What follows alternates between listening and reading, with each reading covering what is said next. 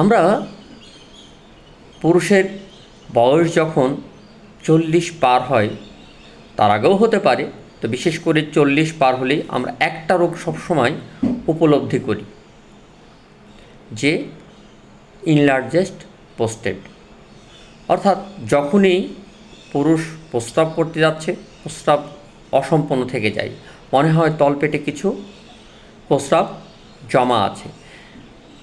আবার কিছুক্ষণ পরে আবার প্রস্রাবের বেগ হয়। আপনি ইউরিন আরই পরীক্ষা করলেন, দেখলেন ইউরিনে অনেক সময় ইনফেকশন থাকলে এরকম বারংবার প্রস্রাব হয়। যখন প্রস্রাবে ইনফেকশন নাই, তবুও প্রস্রাব বারংবার হচ্ছে এবং তলপেট ভারী মনে হচ্ছে।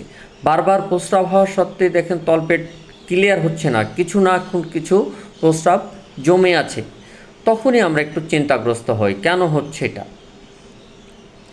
আল্ট্রাসাউন্ড করে দেখা গেল যে আপনার প্রোস্টেট গ্ল্যান্ড বড় হয়ে গেছে, ইনলার্জেস্ট প্রোস্টেট, অর্থাৎ লার্জ মানে বড় হয়ে যাওয়া।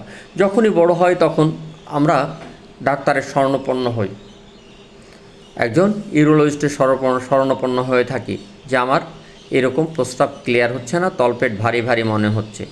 হ্যাঁ, সাবধান, কোনো কোষের অসহায়ক বৃদ্ধি কি আমরা ক্যান্সার বলি। আমরা একটা চিত্র দেখি, দেখুন এই যে এই অঙ্গটা হচ্ছে প্রোস্টেট গ্ল্যান্ড, এই যে অঙ্গটা হচ্ছে প্রোস্টেট গ্ল্যান্ড, যে যার মধ্য দিয়ে কি চলে আসছে, আমাদের মূত্রনালী নিচের দিকে চলে আসছে। এই গ্ল্যান্ডটা যখন বড় হয়ে যায় তখন এই রাস্তা সংকোচন হয়ে যায়, তখন এই মূত্রথলি থেকে, এখানে মূত্রথলি থাকে, এই মূত্রথলি থেকে ইউরিন এসে কিন্তু সম্পূর্ণ আসতে পারে না, কারণ এই রাস্তা হয়ে যায় কনজাস্টেড, অর্থাৎ সংকীর্ণ। যখন সংকীর্ণ হয় তখন প্রস্রাব আউটপুট হয় না, তলপেটে কিছু প্রস্রাব থেকে যায়। তখনই আমরা ধারণা করি যে আমাদের কি হয়েছে, প্রোস্টেট। তাহলে যদি এমনটি হয়, আল্ট্রাসাউন্ড রিপোর্ট দেখলাম, দেখার পরে অবশ্যই দেরি না করে একজন ইউরোলজিস্টের শরণাপন্ন হব।